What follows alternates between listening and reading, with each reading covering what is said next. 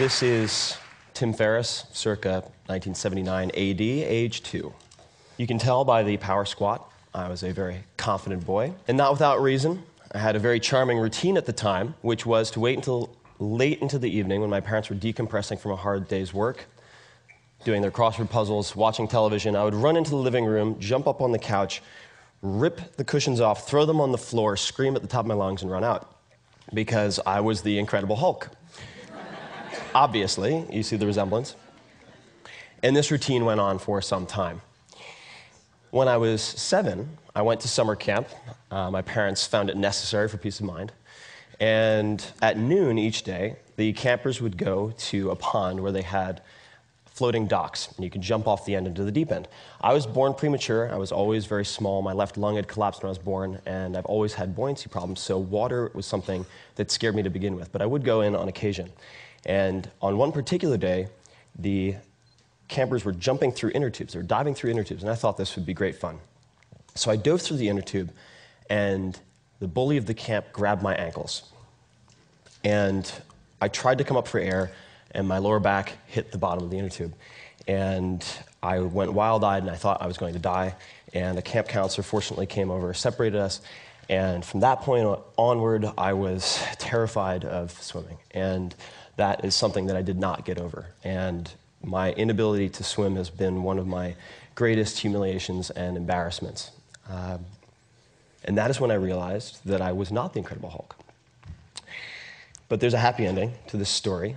At age 31, that's my age now, in August, I took 2 weeks to re-examine swimming and question all of the obvious aspects of swimming, and went from swimming 1 lap, so 20 yards, like a drowning monkey, at about 200 beats per minute heart rate, I measured it, to going to Montauk on Long Island, close to where I grew up, and jumping into the ocean, swimming 1 kilometer open water, getting out and feeling better than when I went in. And I came out, my Speedos, European style, feeling like the Incredible Hulk. And that's what I want everyone in here to feel like, the Incredible Hulk at the end of this presentation. More specifically, I want you to feel like you're capable of becoming an excellent long-distance swimmer, a world-class language learner, and a tango champion.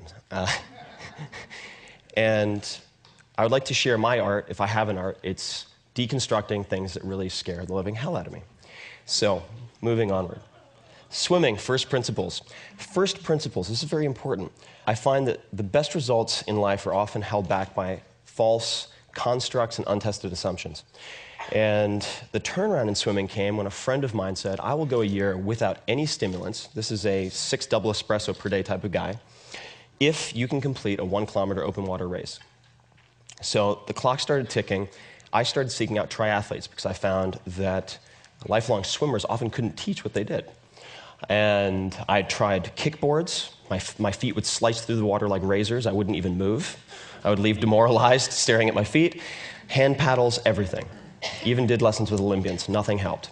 And then Chris Sacca, who's now a dear friend of mine, had completed an Ironman with 103-degree temperature, said, I have the answer to your prayers. And he introduced me to the work of a man named Terry Laughlin, who's the founder of Total Immersion Swimming, and that set me on the road to examining biomechanics. So here are the new rules of swimming, if any of you are afraid of swimming or are not good at it. The first is forget about kicking. Very counterintuitive. So it turns out that propulsion isn't really the problem. Kicking harder doesn't solve the problem because the average swimmer only transfers about 3% of their energy expenditure into forward motion. The problem is hydrodynamics. So what you want to focus on instead is allowing your lower body to draft behind your upper body, much like a small car behind a big car on the highway. And you do that by maintaining a horizontal body position. The only way you can do that is to not swim on top of the water. The body's denser than water. 95% of it would be, at least, submerged naturally. So you end up, number 3, not swimming in the case of freestyle on your stomach, as many people think, reaching on top of the water, but actually rotating from streamline right to streamline left, maintaining that fuselage position as long as possible. So let's look at some examples. This is Terry, and you can see that he's extending his right arm below his head and far in front. And so his entire body really is underwater. And the arm is extended below the head is held in line with the spine, so that you use strategic water pressure to raise your legs up. Very important, especially for people with lower body fat. And then here's an example of the stroke. So you don't kick, but you do use a small flick. So you can see this is the left extension, and then you see his left leg, small flick, and the only purpose of that is to rotate his hips so he can get to the opposite side.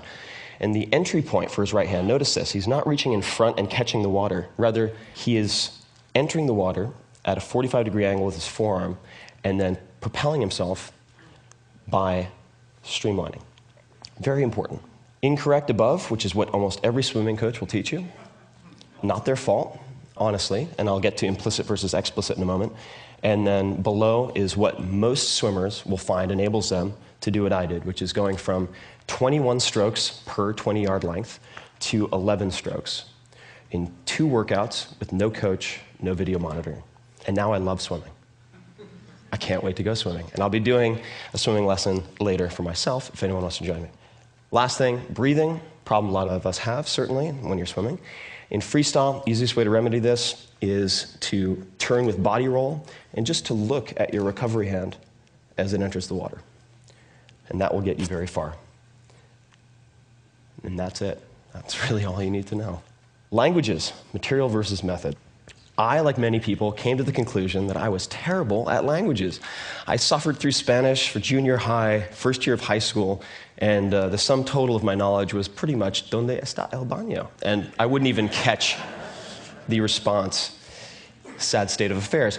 Then I transferred to a different school, sophomore year, and I had a choice of other languages. And most of my friends were taking Japanese, so I thought, why not punish myself? I'll do Japanese. 6 months later, I had the chance to go to Japan. And my teachers assured me, they said, don't worry, you'll have Japanese language classes every day to help you cope.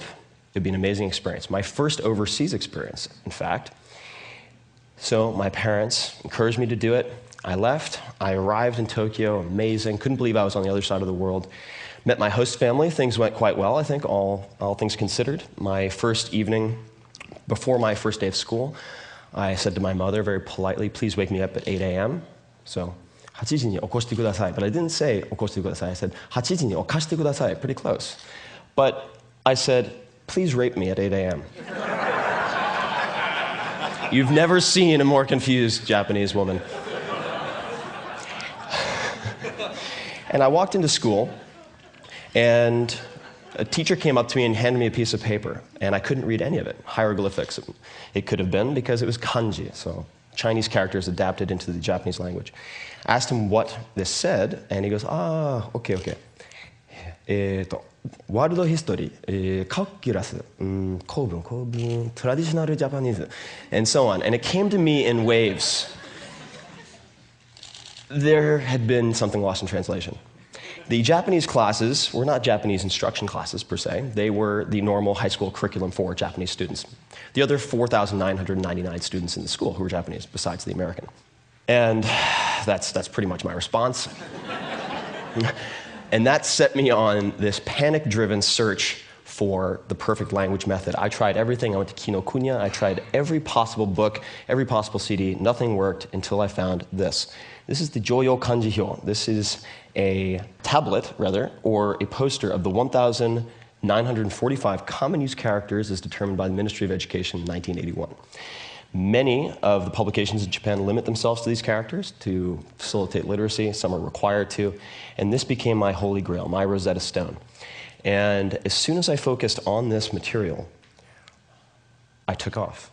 And I ended up being able to read Asahi Shimbun, Asahi newspaper, about 6 months later, so a total of 11 months later, and went from Japanese 1 to Japanese 6. I ended up doing translation work at age 16 when I returned to the US. And have continued to apply this material over method approach to close to a dozen languages now, someone who was terrible at languages, and at any given time, speak, read, and write 5 or 6. And this brings us to the point, which is, it's oftentimes what you do, not how you do it, that is the determining factor. This is the difference between being effective, doing the right things, and being efficient, doing things well, whether or not they're important.